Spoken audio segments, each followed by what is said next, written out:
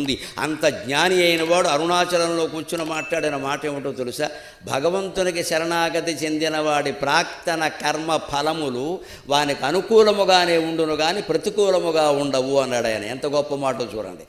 నిజంగా మనం నమ శివాయ, నమో నారాయణాయ, శ్రీమాత్రే నమః ఇలా ఏదో ఒక నామాన్ని నిరంతరం స్మరిస్తూ మనం శరణాగతి చెంది ఉండి నేను అనేదాన్ని మర్చిపోయే ప్రయత్నం చేస్తే అది ఎంత పుణ్యాన్ని మనకు కలిగిస్తుంది, ఎంత మనశ్శాంతిని ఇస్తుంది అంటే, ఒకవేళ పూర్వజన్మల్లో ఎక్కడో మనం ఏమైనా దోషాలు చేసి ఉన్నా వాటి ఫలితాలు మనకు అనుభవించాల్సిన అవసరం ఉన్నా అవి మనకు అనుకూలంగా మారిపోతాయి తప్ప ప్రతికూలంగా మారవు. అంటే ఒకవేళ ఏదైనా ప్రమాదం జరిగి ఇంట్లో మంచం మీద ఉండిపోవలసి వచ్చినా చివరికి మళ్ళీ సెలవు మానుకుని ఉద్యోగంలో చేరేనాటికి నువ్వు ఆ 3 నెలలు ఇక్కడ లేకపోవడమే మంచిదయ్యా బాబు, నువ్వు బతికి బయటపడ్డావు, ఎందుకంటే ఆఫీస్ మీద ఎవడో బాంబేశాడు అంటాడు ఎవడో వచ్చి.